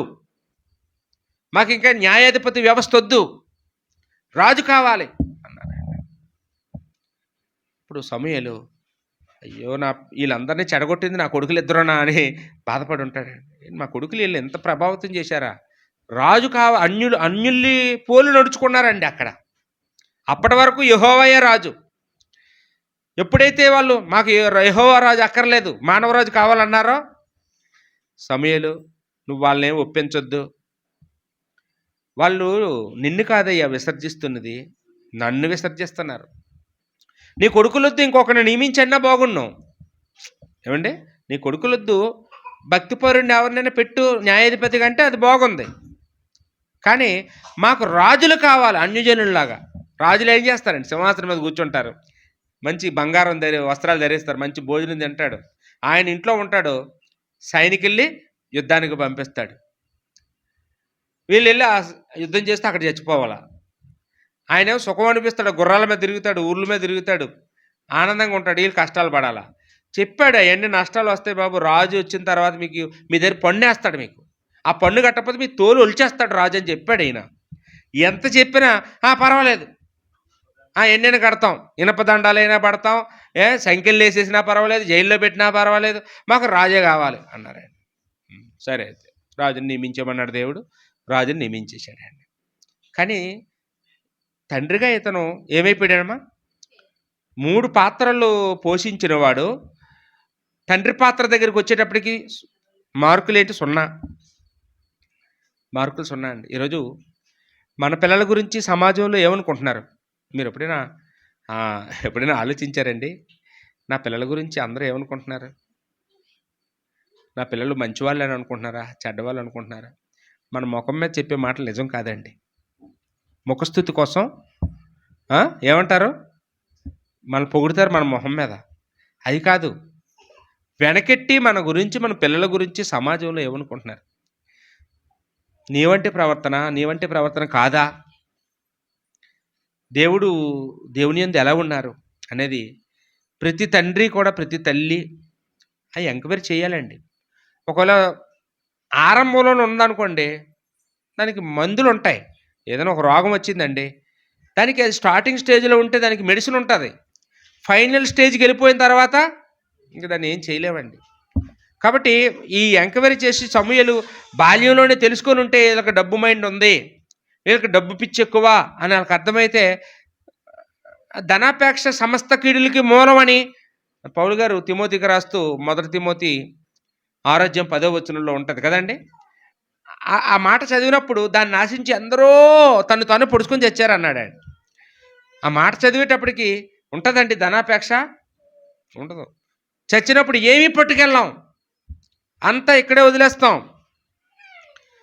మనం పోయాక ఎవడో దాన్ని అనుభవిస్తాడు అని ఆ విషయాలన్నీ మనం తెలుసుకున్నప్పుడు ఖచ్చితంగా మనలో ఏమొస్తుందమ్మా? మార్పు వస్తుంది. సమూయేలు అందరికీ బోధిస్తాడు, ఇతరులకి, పిల్లలకి చెప్పుకుంటాడు. కానీ ఏం చేయలేదండి, అతను ఎప్పుడు ఆ పిల్లల్ని కనీసం సందేహించలేదండి, అనుమానించలేదు వాళ్ళని. నా పిల్లలకేం బంగారం అనుకుంటున్నాడు, నా పిల్లలకేం వజ్రాలు అనుకుంటున్నాడు. ఏమండి, కాకికి ఏమంట చాలా ముద్దు. ఆయన పిల్లలు కూడా ఆయన కంటికి ఎలాగైనా మంచోళ్ళలా కనపడుతున్నారు. తండ్రి ముందు నటించేస్తున్నారు వాళ్ళు, తండ్రి ముందు డ్రామాలు వేసేస్తున్నారు. ఈరోజు పిల్లలు చిన్నింటిలోం కాదండి, మన ముందు ఎంత బాగా నటించాలో అంత బాగా తల్లికి ఎలా నటిస్తే డబ్బులు ఇచ్చేస్తుందో, చెప్పిన పని చేస్తుందో తెలుసు వాళ్ళకి. తండ్రికి ఎలా బిస్కెట్లు వేసేయాలో తెలుసు. ఎవరి దగ్గర ఎలా చేయాలో అలా తెలుసండి. దేవుడి దగ్గర మాత్రం ఎవరు నటించలేమండి, ఎవరు నటించలేం. ఇద్దరు గురించి మనం ఆలోచన చేసామండి. అంటే ఎవరో బయట వాళ్ళు చెప్పే వరకు కూడా గ్రహించలేనంత అమాయకుడేంటి పాపం సమూయేలు. నాకు అదే బాధ అనిపించింది. ఎవరో చెప్పే వరకు గ్రహించలేకపోయాడు. అలా అంత అమాయకత్వం ఉండకూడదండి. ఇప్పుడు దేవుని సేవ చేయడం చాలా ప్రాముఖ్యమే. ఒకవేళ సమూయేలు దేవుడి సేవను వదిలించాడు అనుకోండి, ఉదాహరణకి, ఇంకా ప్రవక్తలు ఎవరు ఉండరా ఏంటమ్మా? అతను చచ్చిపోతే ఇంకో ప్రవక్తను దేవుడు నిలబెట్టుకుంటాడు, అతను వదిలేస్తే ఇంకో ప్రవక్త దేవుడి పని చేస్తాడు. కానీ సమూయేలు పిల్లలకి తండ్రి స్థానంలో ఎవరైనా వస్తారా? ఆ తండ్రి ఉంటేనే ఆ తండ్రే చేయగలడు. ఆ పోస్ట్ ఎవరో చేయలేరండి. కాబట్టి ఇప్పుడు సమూయేలు పిల్లల గురించి, సమూయేలు గురించే కాదండి, మన ఇంట్లో మన గురించి మనం ఆలోచిస్తాం. నువ్వు చచ్చిపోతే నీ పిల్లలకి తండ్రి స్థానంలో ఎవరు రాడు. ఎవరైనా నాన్న అని పిలిచిన వాళ్ళందరూ నాన్నలు అయిపోరు, బిడ్డ అయినా పిలిచిన వాళ్ళందరూ తండ్రులు అయిపోరు. వరుసకి చాలామంది నాన్నలు ఉంటారు. అది ఎవరు మాత్రమే చేయగలరండి? ఆ తండ్రి స్థానం నువ్వే. దేవుడి పన ఇంకొకరైనా చేయగలరు, ఎవరైనా చేయగలరు. ఆ లోటుని ఎవరైనా భర్తీ చేస్తారు. కానీ నీ పిల్లలకి తండ్రిగా భయం చెప్పవలసిన నువ్వు చేయలేకపోతే ఎవ్వరు చేయలేరండి. ఆ లోటుగానే మిగిలిపోద్ది అండి. వీళ్ళు కూడా ఏం పేర్లండి వాళ్ళ పేర్లు? యోవేలు, అబీయా. గుర్తుపెట్టుకోవాలండి. వీళ్ళిద్దరూ కూడా చెడిపోయారండి, ధనాపేక్ష కలిగిన వారిగా మిగిలిపోయారు. వాళ్ళ ఉద్యోగాలు ఊడిపోవడమే కాదు, వాళ్ళకి తండ్రికి అవమానం తెచ్చిన పిల్లలుగా మిగిలిపోయారండి. మనకి ఏదో పద్యం ఉంటుందండి, పుత్రోత్సాహంబు తండ్రికి పుత్రుడు జన్మించినందున కలగదు కానీ జనులా పుత్రుని ఘనమని పొగడగా పుత్రోత్సాహంబునాడు పొందున సొమ్ముతాను. అంటే బిడ్డ పుట్టినప్పుడు తల్లిదండ్రులకి ఆనందం కలుగుతుందంటే కలుగుతుందండి. కానీ ఆ ఆనందంతో పోలిస్తే ఆ బిడ్డలు పెద్దవాళ్ళై సమాజంలో అందరి చేత గౌరవించబడినప్పుడు, సమాజంలో ఉన్న వాళ్ళందరూ ఆ పిల్లలు బాగా పొగిడినప్పుడు, ఆ తల్లిదండ్రులకి కలిగే ఆనందంతో పోలిస్తే 100 రెట్లు ఎక్కువ పొందుతారంట. అప్పుడండి మనం పిల్లలకి పేరెట్టినప్పుడు, పుట్టినరోజు నాడు పార్టీలు ఎత్తుంటాం అందరికీ. ఇప్పుడెందుకండి పార్టీలు ఇవ్వడం? ఏం సాధించారని ఇవ్వాలి. ఎప్పుడు ఇవ్వాలి తెలుసా పార్టీ? మన పిల్లలు ప్రయోజకులు అయినప్పుడు. ఏమంటే మన పిల్లలు 10 మంది చేత శబాష్ అనిపించుకున్నప్పుడు, మన పిల్లలు తాగుబోతుగా కానప్పుడు, మన పిల్లలు అన్యాయం చేయకుండా నీతిగా బతుకుతున్నప్పుడు, మన పిల్లలు యథార్థంగా బతుకుతున్నప్పుడు, మన పిల్లలు నీతిగా బ్రతుకుతున్నప్పుడు, పరిశుద్ధులు వివాహం చేసుకున్నప్పుడు, విశ్వాసురాలని వివాహం చేసుకున్నప్పుడు, మన పిల్లలు నీతిగా బ్రతికినప్పుడు, అప్పుడండి మనం అందరికీ పార్టీ ఇవ్వాలి. రండి పార్టీ ఇస్తానండి. ఈరోజు అలాంటి పార్టీలో ఇచ్చేవాళ్ళు ఎవరు లేరండి. మనం మూడో వ్యక్తి గురించి ఆలోచించేద్దాం. మూడో వ్యక్తి ఎవరు అంటే దావీదండి. ఎవరమ్మా? మూడో వృద్ధ తండ్రి ఎవరు? దావీదు. దావీదు కూడా దావీదు గురించి చాలా గొప్ప మాటలు బైబిల్లో ఉన్నాయండి. బైబిల్లో ఎవ్వరికీ లేనన్ని గొప్ప లక్షణాలు ఒక్క దావీదులో ఉన్నాయండి. దావీదు గురించి దేవుడు రాసిన మాటలు ఏంటంటే తన ఇష్టానుసారుడు, తన చిత్తానుసారుడు, ఏమండి, తన హృదయానుసారుడు, తన ఉద్దేశాలన్నీ నెరవేర్చేవాడు అని చెప్పడం మనం చూస్తూ ఉంటామండి. అంటే బాల్యం నుండి కూడా దేవుడి మీద ఆధారపడిన మనిషి అండి. గొర్రెల కాపరిగా ఉన్నప్పటి నుండి కూడా దేవుడి పట్ల అపారమైన విశ్వాసం, నమ్మకం కలిగినటువంటి వ్యక్తి ఎవరు అంటే దావీదు. దావీదు భయభక్తులు కలిగిన వాడు మాత్రమే కాదండి, చాలా ధైర్యవంతుడు. చిన్నప్పటి నుంచి ధైర్యవంతుడండి. ఆయన ఎలుగుబంటితో ఫైటింగ్కి వెళ్ళిపోతాడట, సింహంతో ఫైటింగ్కి వెళ్ళిపోతాడు. ఏముండాలమ్మా అలాంటి వాటితో, వాటి పేరెత్తితేనే జడుచుకుంటాము. వాటితో ఫైటింగ్కి వెళ్ళాడంటే అతనిలో ఏముందమ్మా? మొదట ధైర్యం ఉంది. గొల్యాతుతో యుద్ధం చేయడానికి దిగిపోయాడు ఏలా లోయలోకి. ఏముందమ్మా? ధైర్యం. ఎవరిని చూసుకున్న ధైర్యం? దేవుణ్ణి చూసుకొని.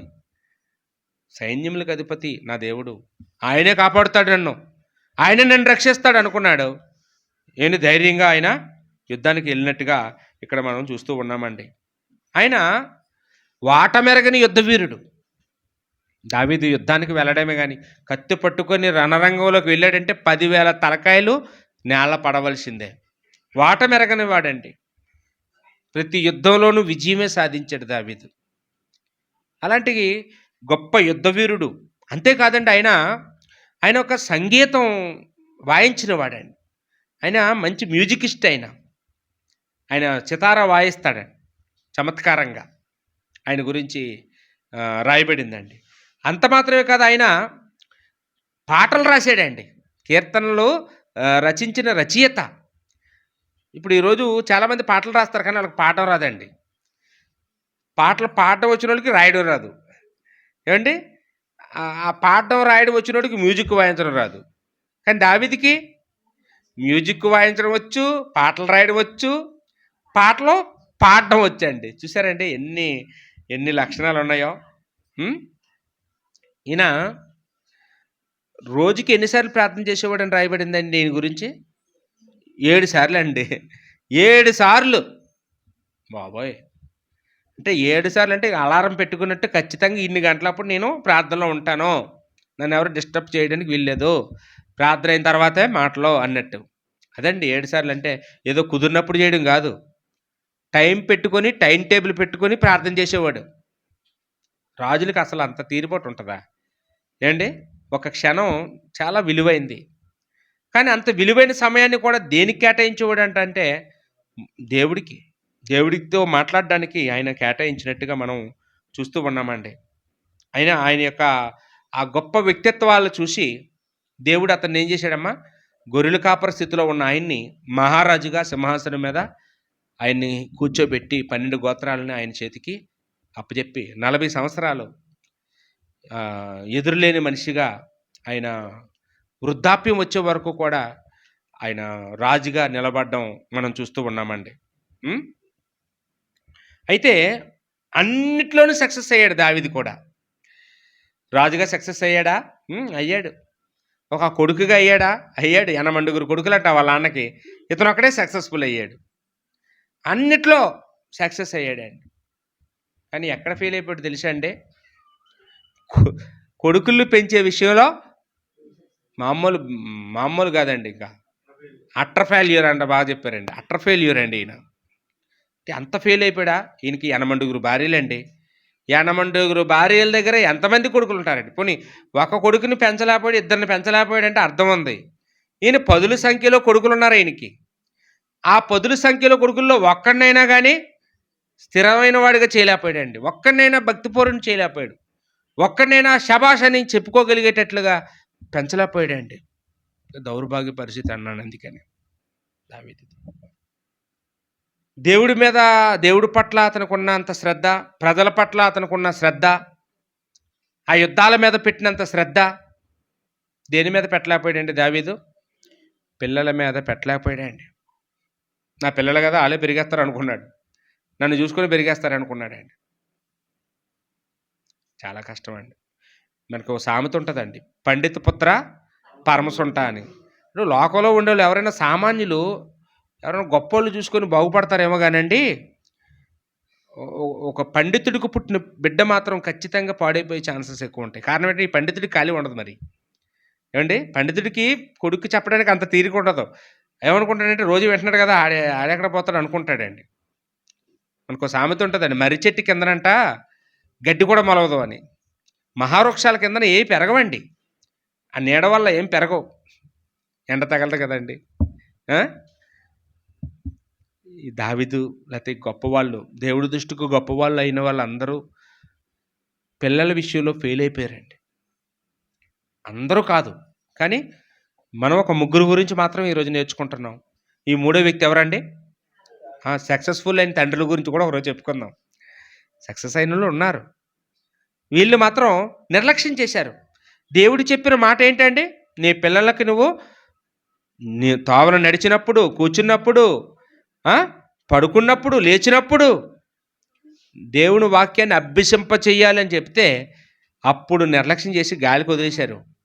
పెద్దవాళ్ళు అయిన తర్వాత చెప్పడానికి ట్రై చేసినా వాళ్ళెవరూ కూడా వినలేదు. వాళ్ళు వినలేదు. దావీదుకొచ్చిన కష్టాలు మామూలు కష్టాలు కాదండి. చూడండి ఆయన గురించి మనం ఆలోచన చేస్తే 2 సమూయేలు గ్రంథం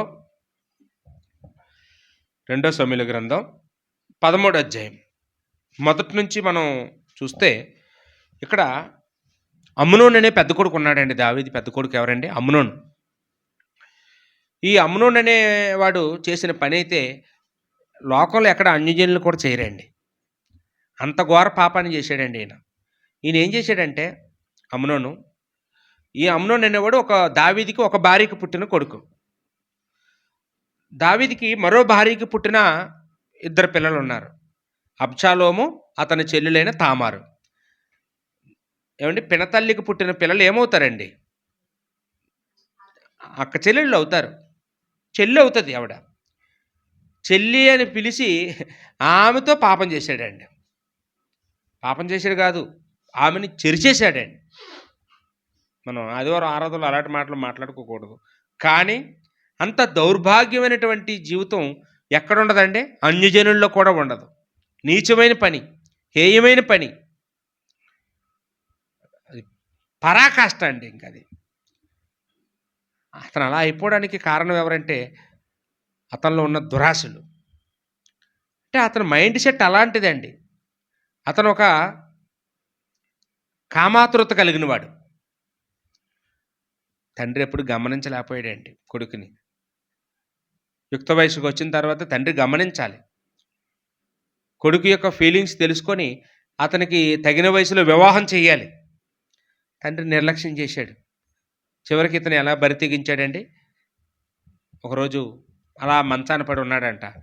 వాళ్ళ స్నేహితులు ఇచ్చాడు. ఏంట్రా యాక్టివ్గా ఉండేవాడు, ఈ మైండ్ ఎలా నీరసమైపోతున్నావు, చిక్కుపోతున్నావు, ఏంటి ఇలా డల్లగా ఉంటున్నావు ఏంటంటే, అతని మనసులో ఉన్న కోరిక గురించి ఫ్రెండ్కి చెప్పాడంట. ఆ ఫ్రెండ్ ఏం చేయాలండి? చెప్పు తీసుకొని పటపటలు ఆడించేయాలండి.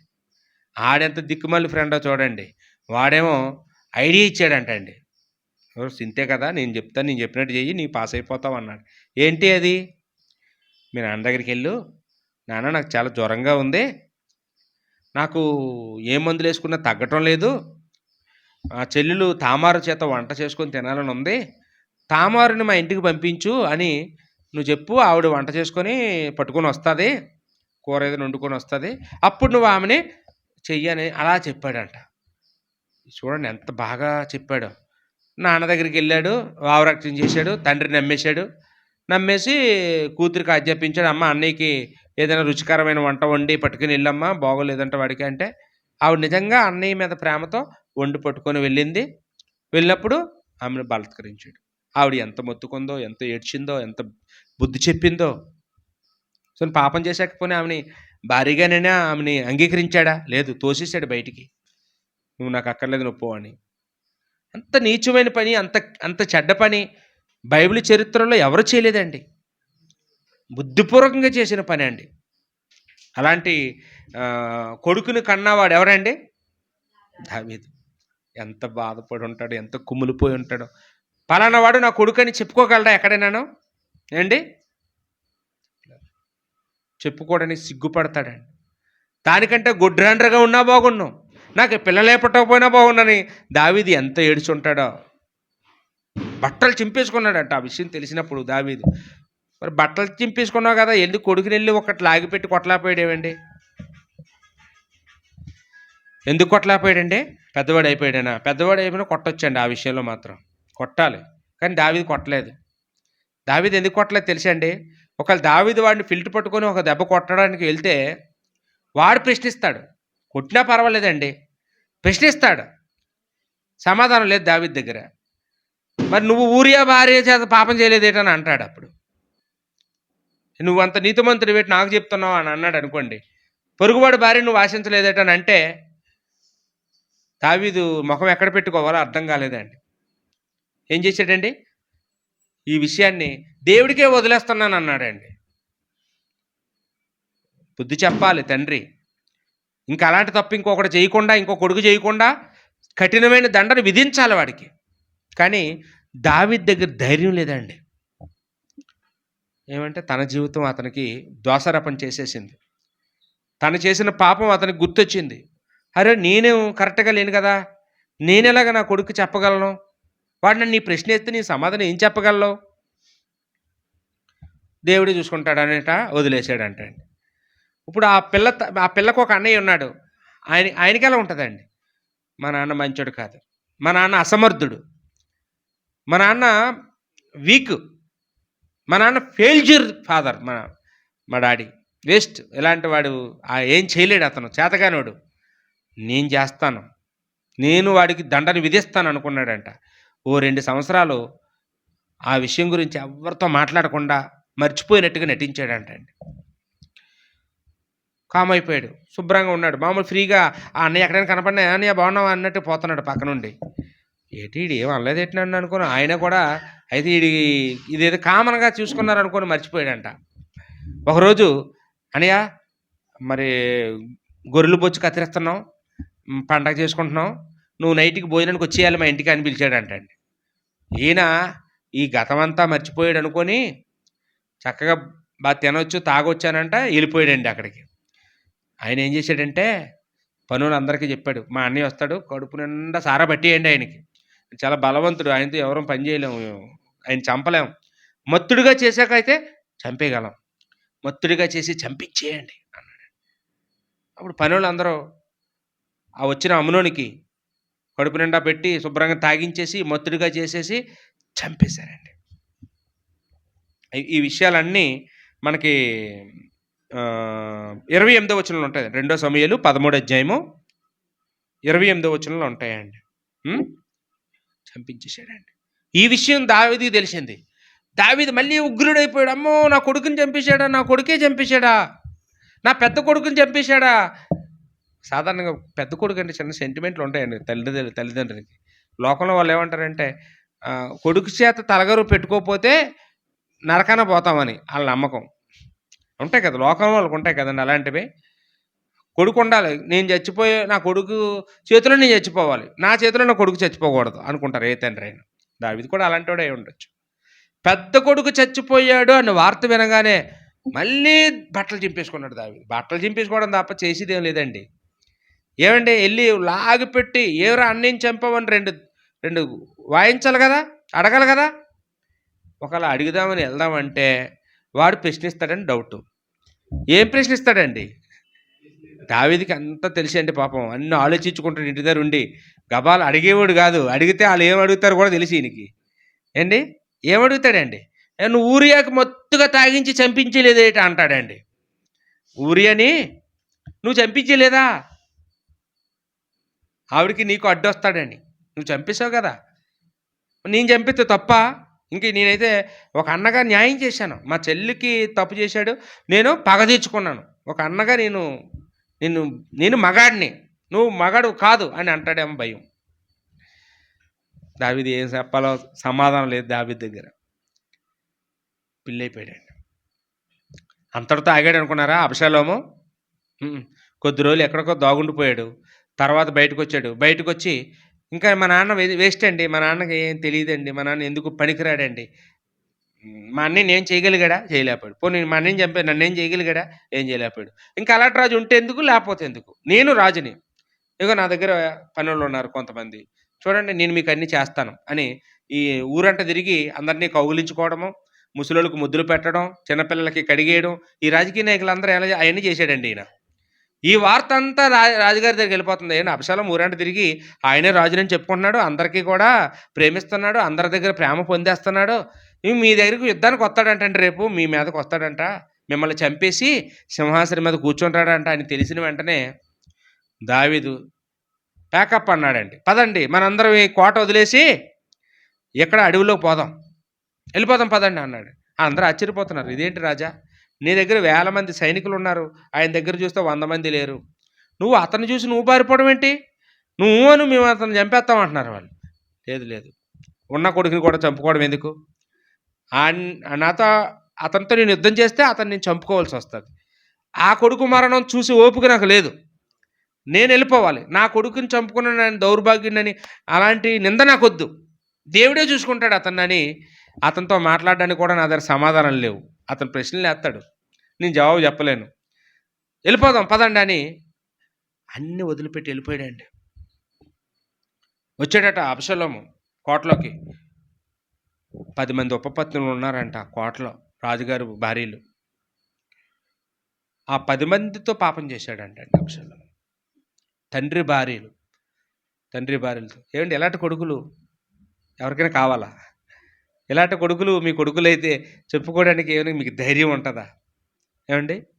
బైబిల్‌లో నీచాతి నీచమైన కొడుకుల కన్నా తండ్రి ఎవరైనా ఉన్నారంటే దావీదే. ఇక ఇంకో కొడుకున్నాడు. ఆయనైతే రెండో రాజుల గ్రంథంలో మనకు కనపడతాడండి. మొదటి రాజుల గ్రంథం 11 అధ్యాయం అండి. మొదటి రాజులు 11 అధ్యాయంలో 4-8 వచనాల్లో ఇక్కడ మనకు సొలొమోను గారి గురించి మనం చూస్తాం. ఈయన ఏం చేశాడంటే ఈయనట అన్య స్త్రీలు వివాహం చేసుకొని ఈయన విగ్రహారాధికుడైపోయి యెహోవాకు దేవాలయం కట్టి అదే దేవాలయంలో విగ్రహాలకి కూడా దహన బలులు కట్టించాడు. బలిపీఠాలు కట్టించాడు. ఎంత ఎంత నీచుడైపోయాడు. వాటికి మొక్కాడు. భ్రష్టుడైపోయాడండి సొలొమోను. అతని భార్యలు అతని హృదయాలు తిప్పేశారండి. కాబట్టి ఇక్కడ ఏ కొడుకు గురించి చెప్పుకుంటే ఏముందో గర్వకారణం? ఏమండి? తండ్రా దావీదు దేవుని హృదయానుసారుడండి. దేవుని చిత్తానుసారుడు. దేవుడి మాటక ఎప్పుడు ఒక్క తప్పు తప్ప ఆ బత్షెబతో చేసిన పాపం తప్ప మరి ఎన్నడూ ఏ పాపం చేసినవాడు కాదు. అంత యథార్థవంతుడు, అంత భక్తిపరుడు, అంత విధేయత కలిగిన వాడు, అంత నమ్మకస్తుడు. ఆయన గురించి అపొస్తలుల కార్యాల్లో ఉంటుంది. తన తరంలో ఆయన అందరికీ సేవ చేశాడంట, నిద్రించాడంట. దేవుడి సేవే చేసిందంతా ఏంటండి? దేవుడి సేవ చేశాడు. అపొస్తలుల కార్యం 13 అధ్యాయం ఉంటుంది. తన తరంలో వాళ్ళందరికీ సేవ చేసి నిద్రించాడు. కానీ కొడుకుల్ని ఏం చేశాడమ్మా? నిర్లక్ష్యం చేశాడండి. బిజీ అయిపోయాడు పాపం దేవుడి సేవలో. అంటే దేవుడి దృష్టికి గొప్పవారైన వారే పిల్లల విషయంలో ఇలా అయిపోతే ఇంకా మన పరిస్థితి ఏపాటండి? మనం ఏపాట వాళ్ళం? ఒకసారి ఆలోచించేయండి. మన పిల్లలు గొప్పవారు అవ్వాలంటే మనం వృద్ధుడు అయినప్పుడు నిర్ణయాలు తీసుకుంటే అవదు. ఏమండి? మనం మంచి గొప్పవారైన పిల్లలు కావాలంటే మనం వివాహానికి ముందే బీజం పడాలండి మనకి. మనకు వివాహం కాకమునిపే మన పిల్లలు భక్తిపరులుగా చేయాలంటే భక్తిపరురాలు పెళ్లి చేసుకోవాలండి. మా క్యాస్టే కావాలా? మాకు బాగా ధనవంతురాలు కావాలా? బాగా అందగత్తి కావాలి? పెద్ద ఫ్యామిలీ కావాలి? బాగా చదువుకోవాలి? మంచి హైట్ ఉండాలి? ఇవి చూసుకున్నాం అనుకోండి, భక్తిపరులైన పిల్లలు తయారవరండి. భక్తిపరులైన పిల్లలు కావాలంటే నువ్వు మ్యారేజ్ చేసుకునేటప్పుడే మంచి నిర్ణయం తీసుకోవాలి. విశ్వాస అయిన పిల్లల్ని వివాహం చేసుకోవాలండి. ఇంకేవి చూడకూడదండి. ఈ సమాజాన్ని మార్చాలంటే, ఈ సమాజానికి దేవుని గురించి చెప్పాలంటే ఎవరు సరిపోతారు అంటే భక్తి పరులు వివాహం చేసుకోవాలి. చిన్నప్పటి నుంచి మన పిల్లల మీద శ్రద్ధ చూపించాలండి. బాల్యం నుండి హన్న ఎప్పుడు మొదలుపెట్టిందో అప్పుడు మునులు మొదలు పెడితే ఏమైనా సాధించగలమేమో, ఏమాత్రం నిర్లక్ష్యం చేసినా వాళ్ళే పెరిగేస్తారులే, వాళ్ళే మారిపోతారులే, పెద్దోళ్ళు అయినప్పుడు వాళ్ళు తెలుసుకుంటారులే అంటే ఇదిగో ఓప్ని పినిహాస్ లాగా అయిపోతారు, ఆ అబియా యోవేల్ లాగా అయిపోతారు. ఏమండి, ఈ దావీదు కొడుకులు అమ్నోను, అబ్షాలోము, సొలొమోన్ లాగా అయిపోతారండి. ఏమైనా వాళ్ళకంటే ఏమైనా గొప్పవాళ్ళ మన పిల్లలు? ఏంటండి, గొప్పవాళ్ళ అండి? కాబట్టి ఎవరికి వాళ్ళం ఆలోచన చేసుకుందామండి. మనందరం కూడా మనం అందుకని మనం ఈ పాఠానికి పేరేం పేరు పెట్టుకున్నామండి? విఫలమైన వృద్ధ తండ్రులు. మనం వయసులో ఉన్నప్పుడు మనం సక్సెస్ఫుల్ ఫాదర్ లాగా కనపడతాం, కానీ మనం ఫెయిల్ అయ్యామా పాస్ అయ్యామా అనేది ఎప్పుడు తెలిసే రిజల్ట్ ఎప్పుడండి? మనం ముసలోళ్ళం అయినప్పుడు. అందుకే ఇందాక సామెతలు 22:6లో ఉన్న మాట ఇంగ్లీష్ బైబిల్లోనైతే పెద్దవాడైనప్పుడు కాదు, ఇంగ్లీష్ బైబిల్లో వృద్ధుడైనప్పుడు అని ఉంటుందండి. ఇక్కడ మనకి మిస్టేక్ పడింది. వృద్ధుడైనప్పుడు, నువ్వు వృద్ధుడు అయినప్పుడు వాడు తొలగిపోకుండా ఉంటాడు.